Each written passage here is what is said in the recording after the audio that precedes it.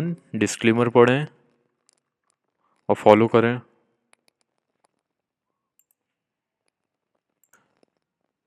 इस वीडियो में हम पढ़ने वाले हैं सुपर एलिवेशन के बारे में। ये जैसा आप ये डायग्राम देख रहे हैं, रोड का हम टॉप व्यू देख रहे हैं। ये कर्व में हम रोड देख रहे हैं, मतलब एक मोड़ में रोड आया है।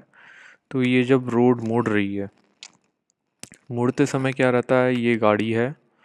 गाड़ी जब मोड़ पे जाती है तो उस पे एक फोर्स लगता है जिसे हम कहते हैं सेंट्रीफ्यूगल फोर्स।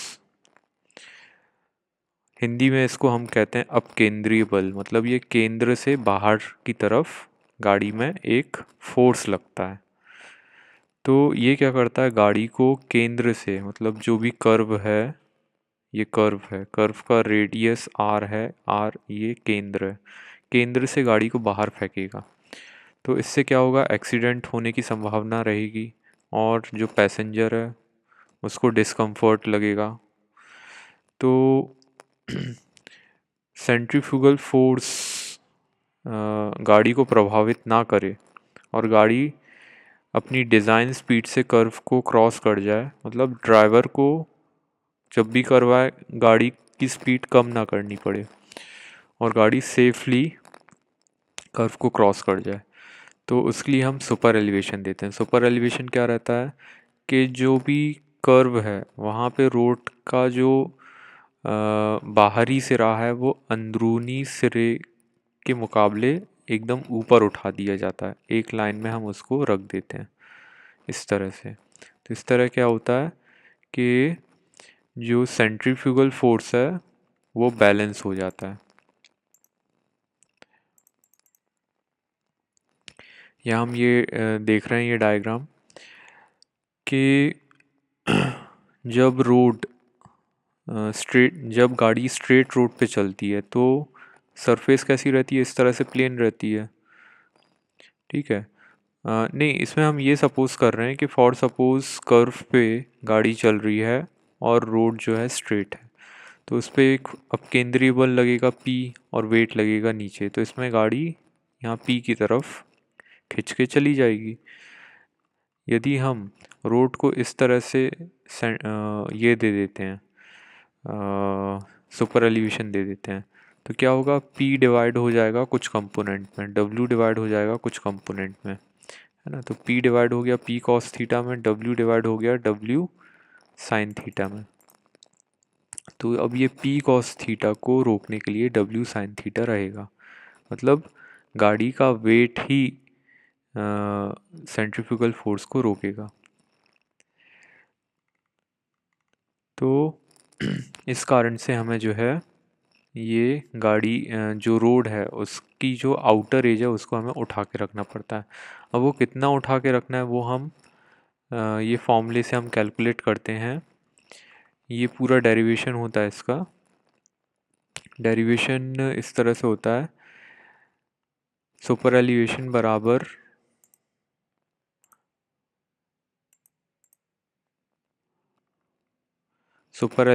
बराबर P Q by Q R is equal to ten theta.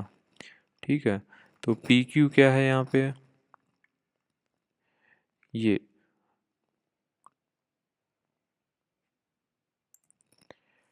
तो ये जो है ई बराबर टेन थीटा होता है। ये पूरा डेरिवेशन के बाद आता है, तो हमें डेरिवेशन करने की ज़रूरत नहीं है, ये हमारे सिलेबस में नहीं है, डायरेक्ट हम फॉर्मूला देख रहे हैं। ई बराबर टेन थीटा, टेन थीटा रहता है परपेंडिकुलर अपॉन बेस। ठीक है, परपेंडिकुलर क्या है, ये है, और बेस क्या है, ये है। अब ये बेस तो हम मेजर कर नहीं सकते क्योंकि ये ज़मीन के अंदर रहता है। तो हम क्या करेंगे कि ये सतह को ही हम बेस मान लेंगे। मतलब ये एम एन जो है लगभग ये इसके बराबर हो जाता है। ठीक है। तो हम टेन थीटा को बराबर साइन थीटा ले लेंगे ई बाय बी। ई ये है और बी क्या है, सड़क की चौड़ाई।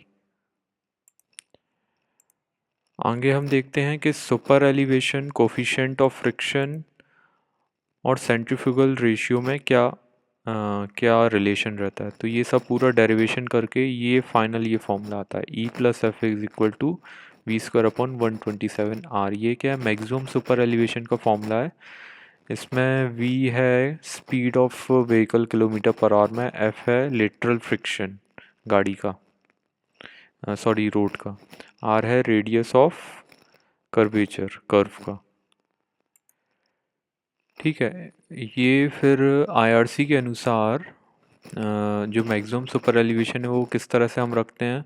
अर्बन रूट के लिए 4%, प्लेन रूट के लिए 7%, प्लेन एंड रोलिंग टेरेन के लिए 7%, हिली रीजन के लिए 10%। और जो लिटरल कोफिशिएंट ऑफ फ्रिक्शन है उसकी जो वैल्यू है वो हम जनरली 0.5 हम लेते हैं for newly constructed asphalt road. अब और ओल्ड जो रोड रहती हैं उनके लिए 0.2 हम लेते हैं।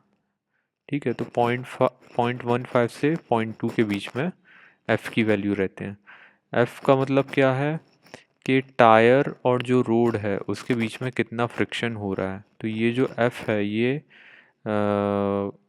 जो सुपर सेंट्रीफ्यूगल फोर्स है उसको रोकेगा और गाड़ी को कर्व से बाहर जाने से रोकेगा।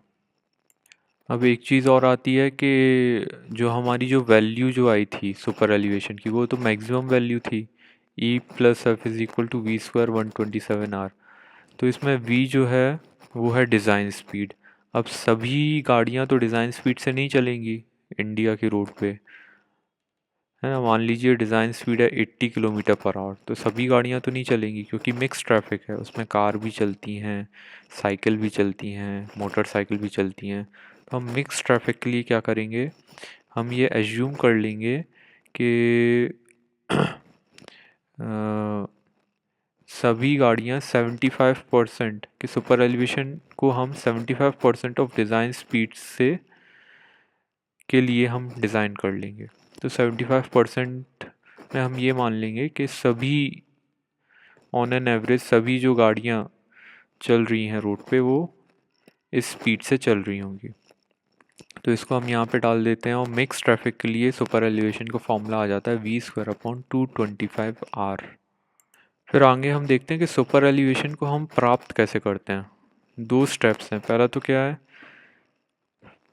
Elimination of crown of camber, दूसरा है रोटेशन ऑफ पेवमेंट। ठीक है, तो पहले हम ये देखेंगे कि जैसे ये जो रोड जो रहती है, ये रोड रहती है इस तरह से, ये स्ट्रेट रोड रहती है, इसमें ये क्या रहता है, कैम्बर रहता है। तो सबसे पहले हमें कैम्बर हटाना पड़ेगा। तो कैम्बर हटाने के लिए हमें ऐसा स्ट्रेट रोड देना पड़ेगा कर्व पे। तो ये देने के लिए हम क्या करते हैं, धीरे धीरे धीरे जो है क्राउन को हटाते हैं। फिर हमें क्या करना पड़ता है कि हमें फर्दर जो सुपर एलिवेशन देना है तो हमें उसको पूरा रोटेट करना पड़ेगा इस तरह से।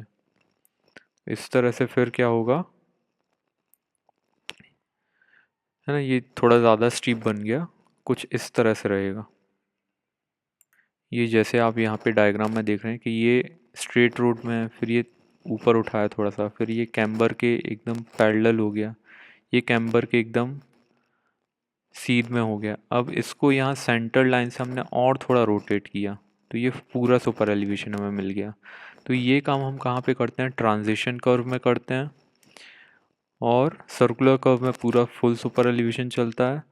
फिर ट्रांजिशन कर्व में वापस से उसको सुपर एलिवेशन को हटा के स्ट्रेट रोड पे दोनों तरफ कैम्बर लेके आते हैं। ठीक है, तो दो तरीके हैं। एक क्या है, elimination of crown by raising the outer as को उठा के हम क्राउन को हटाते हैं।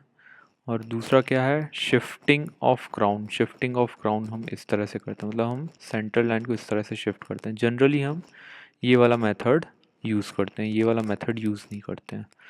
फिर दूसरी चीज़ क्या है, रोटेशन ऑफ पेवमेंट। अब यहाँ हम सी तक आ गए हैं, अब हमें इसको और रोटेट करना है। तो हम या तो सेंटर से कर सकते हैं, या आउटर एज से कर सकते हैं, या इनर एज से कर सकते हैं। तो ये हम किस तरह से करेंगे, या हमने सेंटर से कर दिया, मतलब सेंटर से इसको नीचे कर दिया, इसको ऊपर कर दिया। आउटर एज से हमने आउटर एज और उठा दी, इनर एज से हमने इनर एज और नीचे कर दी। तो जनरली हम बी वाला यूज़ करते हैं, क्योंकि इससे क्या रहता है, अर्थ वर्क बैलेंस हो जाता है। यहाँ पे जितना मटेरियल निकाला उतना मटेरियल यहाँ पे भर देते हैं मिट्टी।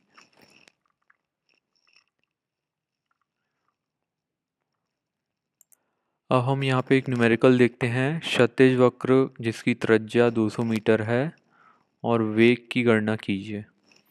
ठीक है, यहाँ पे घर्षण गुणांक मतलब F दिया है 0.15, अधिकतर बाहर उत्थान 1/15 दिया है। तो ये फॉर्मूला है, इसमें हमें V कैलकुलेट करना है। ठीक है, वेग की गणना करनी है, V कैलकुलेट करना है। तो सभी वैल्यू इसमें हम डाल देते हैं और V को कैलकुलेट कर लेते हैं। इसी तरह से इसमें आ सकता है कि सुपर एलिवेशन कैलकुलेट कीजिए, या आप R को कैलकुलेट कीजिए, या F को कैलकुलेट कीजिए।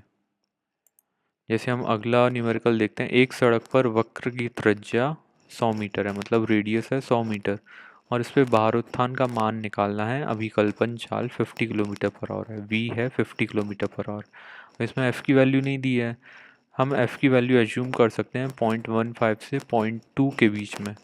तो इनने क्या मान लिया, 0.15 ले लिया है। सभी वैल्यू इसमें हमने डाल ली और E को हमने कैलकुलेट कर लिया। इसी तरह से यदि अगला ये क्वेश्चन आ रहा है कि आपको सुपर एलिवेशन कैलकुलेट करना है मिक्स ट्रैफिक के लिए, तो मिक्स ट्रैफिक के लिए हम कौन सा फॉर्मूला यूज़ करेंगे, मिक्स ट्रैफिक का ये फॉर्मूला यूज़ करेंगे, V² = 225R। चल, थैंक यू।